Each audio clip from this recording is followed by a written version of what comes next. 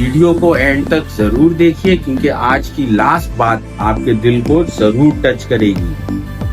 एक दिन मरने के लिए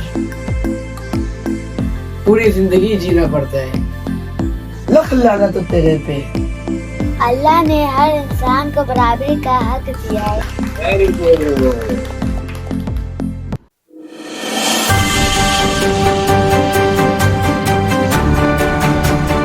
अस्सलाम वालेकुम दोस्तों, welcome back to our channel. आज की वीडियो में हम लेकर आए हैं एक छोटी सी कहानी, थोड़ी सी हंसी और एक बड़ी सी सीख। कभी कभी जिंदगी हमें हंसते हंसाते ऐसी बात सिखा देती है जो हमें किताबों में भी नहीं मिलती। तो तैयार हो जाइए एक wonderful funny joke, interesting story और पावरफुल गोल्डन वर्ड्स के लिए। वीडियो को एंड तक जरूर देखिए क्योंकि आज की लास्ट बात आपके दिल को जरूर टच करेगी।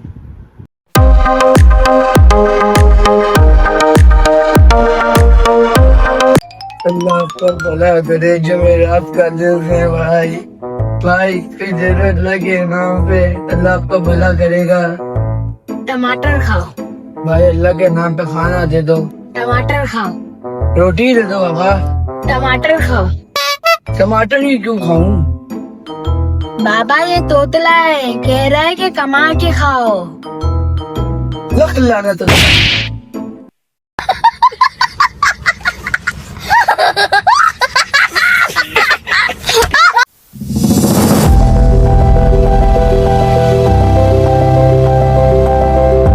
Hi friend, today golden words.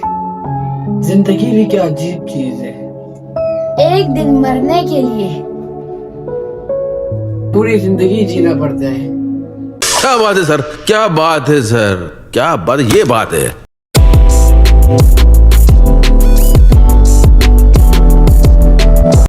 Story session के अंदर हम आपको खुशामदीद कहते हैं। तो बच्चों, आज की स्टोरी के लिए आप लोग रेडी हो? चलो भाई, देखो अब मैं क्या करता हूँ। तो आज की स्टोरी का नाम है जुड़वा बहनें। एक दफा का जिक्र है कि एक गांव के अंदर एक किसान रहा करता था। वो दिन भर अपने खेतों पे काम करता था। उसकी दो बेटियां थी जो दोनों जुड़वा थी। वो अपनी दोनों बेटियों से बेइंतहा प्यार करता है और उन्हें पढ़ाता है, लिखाता है, उन्हें हर एक्टिविटी करवाता है। उसकी दिल की ख्वाहिश होती है कि भाई वो अपनी उन दोनों बेटियों को जो उनका दिल चाहे वो उनसे करवाए, चाहे वो लड़कों की हॉबीज हो या लड़कियों की हॉबीज हो, वो सब उनसे करवाता है। साइकिलिंग का अगर उनका दिल चाह रहा होता है तो वो साइकिलिंग उनसे करवाता है। उनको क्रिकेट खेलने का दिल चाहता है तो वो उनसे क्रिकेट खिलवाता है। ऐसे ही हर गेम, हर एक्टिविटी वो अपनी दोनों बच्चियों से करवाता है जो उनकी बेटियों का दिल चाहता है। वो बच्चियां भी बहुत खुश होती हैं कि उनको इतने अच्छे पापा मिले। वो स्कूल जाती हैं, स्कूल से आके अपनी दोस्तों के साथ खेलती हैं, जंगल में जाती हैं, प्लेग्राउंड में जाती हैं, मजे करती हैं। तो इसी तरीके से दिन गुजर रहे होते हैं। बच्चियां आहिस्ता आहिस्ता, वो दोनों बच्ची बड़ी होने लगती हैं। तकरीबन 8 साल की उम्र को वो पहुंच जाती है। जब वो 8 साल की उम्र को पहुंच जाती हैं तो उनको हल्का हल्का सा बदलाव सा महसूस होता है। वो अपनी सहेलियों से मिलने के लिए जब किसी अपनी सहेली के घर पे जाती हैं तो उनकी मम्मा मना कर देती है या उनके पापा मना कर देते हैं। उन दोनों को ये बोलती हैं कि बेटा अब आप लोग भी बड़े होने लग गए हो, अब आप लड़कों की तरह इस तरह बाहर खेलते हो ना, वो अच्छी बात नहीं है। अब आप लड़की हो, अब आपको घर में रहना चाहिए। मैंने आपकी सहेली को भी अब घर में काम करना, कपड़े सीना, बर्तन धोना, घर की सफाई करना, अब इन कामों में लगाया। आप लोग भी घर पे जाके यही काम सीखो। उनके लड़कियां यही काम करते हुए अच्छी लगती हैं। तुम लोग तो हमेशा बाहर खेलते रहते हो, ये अच्छी बात नहीं है। तुम लोग बड़े हो रहे हो। अब वो दोनों बहनें जो है वो बड़ी अजीब अफसोसदा हर्ट हो जाती हैं कि यार क्या बात है, पहले सारी दोस्तें हमारे साथ खेलती थी, बाहर घूमते थे, हम प्लेग्राउंड में जाते थे, अब जिससे भी खेलने के लिए बुलाओ तो वो मना कर देते हैं। उनके पेरेंट्स, उनके मम्मा पापा मना कर देते हैं कि नहीं, अब आप लोग बड़े हो गए। फिर वो अपने एक बहुत ही बेस्ट फ्रेंड के पास जाती हैं, उनकी मम्मा को सलाम करती हैं और उनकी मम्मा को बोलती हैं कि क्या वो मेरी बेस्ट फ्रेंड आ सकती है, हम उनके साथ बाहर खेलने के लिए जाएंगे। तो उनकी मम्मा भी उनको मना कर देती हैं कि नहीं बेटा, अब अच्छा नहीं लगता, आप लोग बड़े हो गए हो और मैं अपनी बेटी को सिलाई का काम सिखा रही हूँ। अगर तुम चाहो ना तो मैं तुम्हें भी सिखा सकती हूँ, क्योंकि मेरी बेटी भी अब सिलाई कढ़ाई का काम सीख रही है। आप लोग भी यही सीखो। आप लोगों को अब अच्छा नहीं लगता कि आप इस तरह साइकिलिंग करती हो, क्रिकेट खेलती हो, अब आप बड़े हो गए हो, अब आप ऐसा नहीं करो, मुनासिब नहीं लगता। वो दोनों बच्चियां जो है ना बड़ी डिसहार्ट हो जाती हैं और घर में आ जाती हैं। जब उनके बाबा खेतों से लौटते हैं तो वो अपने बाबा को बोलती हैं कि बाबा ये क्या मसला है, हमारे साथ ऐसा क्यों हो रहा है। तो उसके बाबा बड़े परेशान हो जाते हैं, बोलते हैं बेटा क्या हुआ, क्या ऐसी बात हो गई है, बताओ मुझे।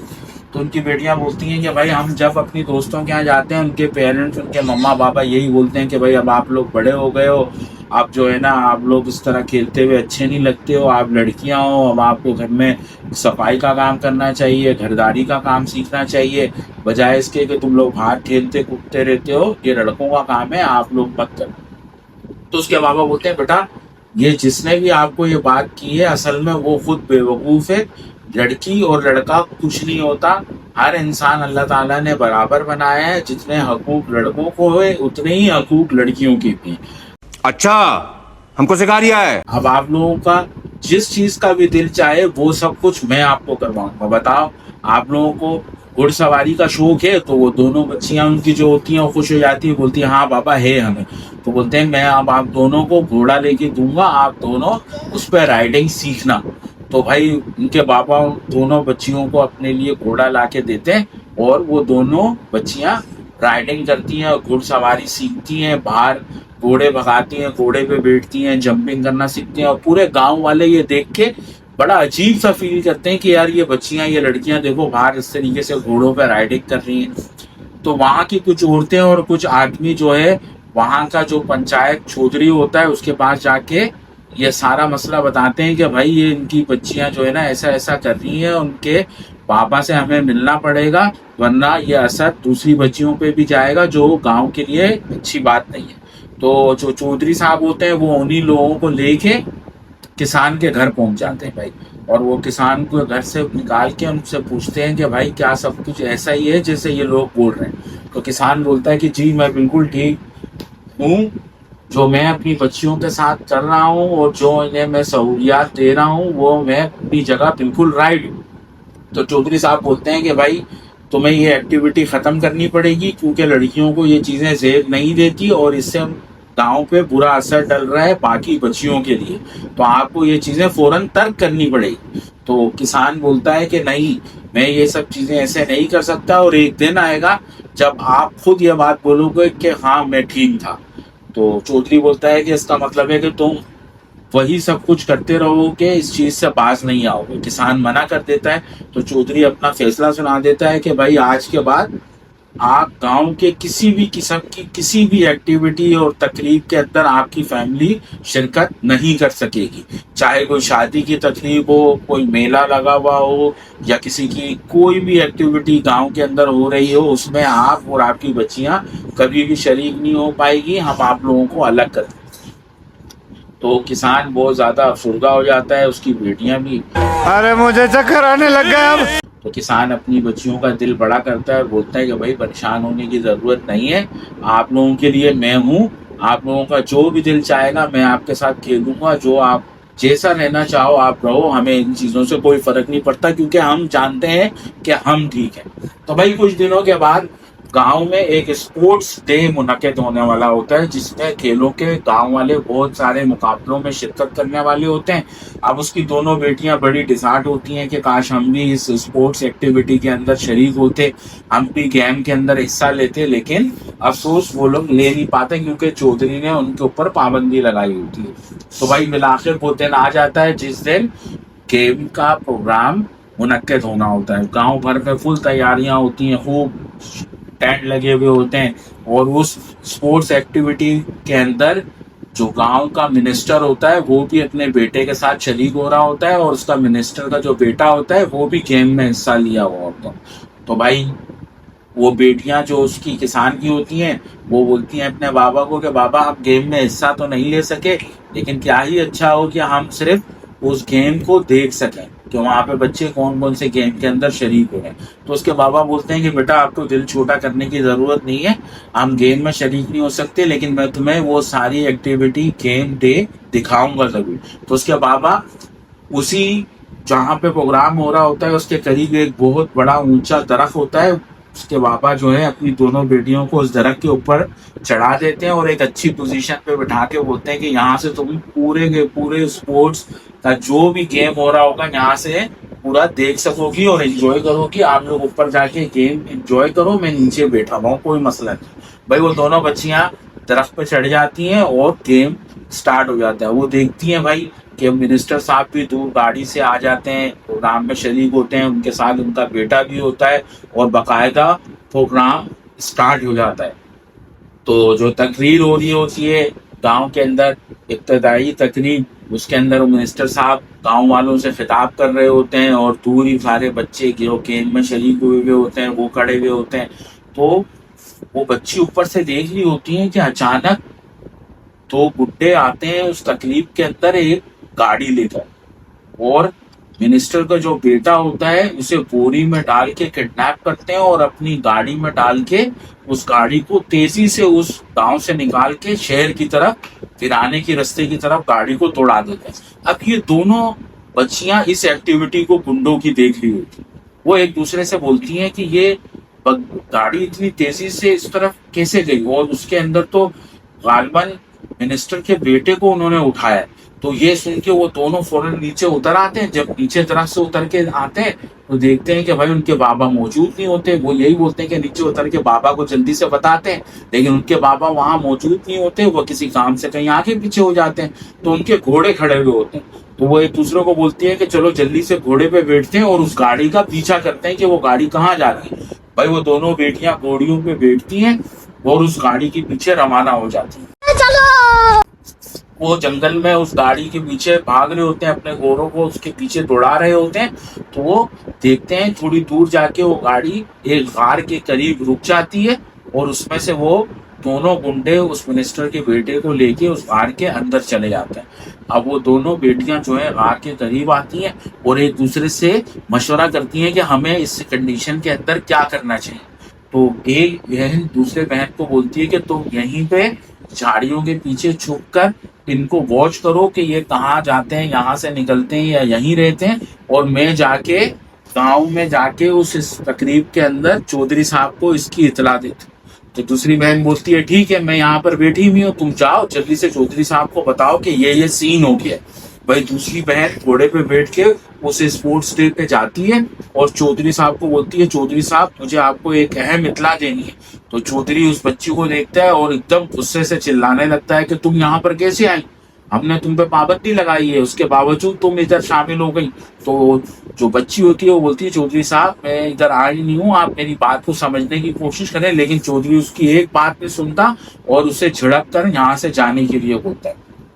वो बच्ची जो है बड़ी परेशान हो जाती है, उसे दूर मिनिस्टर खड़े हुए नजर आते हैं। वो भागते हुए जाती है और मिनिस्टर साहब को जाके सारी कहानी सुनाती है। उनके मिनिस्टर साहब जो होते हैं उनके साथ पूरी पुलिस की वैन होती है।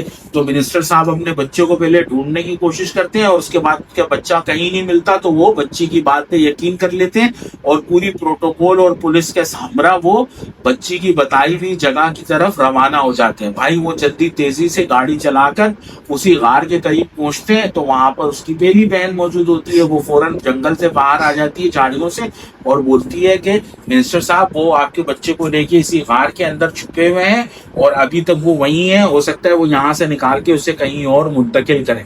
तो पुलिस वाले मिनिस्टर और चौधरी साहब और गांव के दीगर अफराद उस गार के अंदर दाखिल होते हैं तो देखते हैं वाकई उस गार के अंदर उनका बेटा मौजूद होता है और वो गुंडे भी मौजूद होते हैं। पुलिस फौरन उन्हें गिरफ्तार कर लेती है और उन गुंडों की खूब धुलाई करती है और उन बच्चों को जो मिनिस्टर का होता है उसे बाजियाब करवा लेते हैं। जब उसे लेकर वो बाहर आते हैं तो मिनिस्टर साहब चौधरी साहब की तरफ देख के बोलते हैं कि चौधरी साहब आपकी तो यहाँ बच्चियां बड़ी बहादुर और निडर है और इन्हीं बच्चियों की वजह से आज मेरा बच्चा अपनी जान बचा सका है और हम इसकी ओर बाजियाब करा चुके हैं।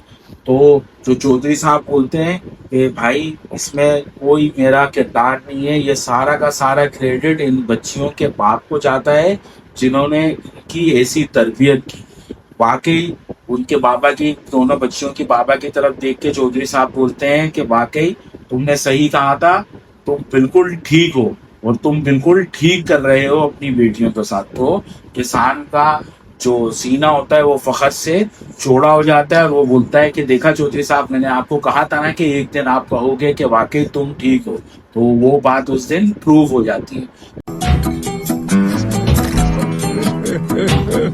तो देखा बच्चों, आज की स्टोरी से हमें क्या लेसन मिला कि सब इक्वलिटी है।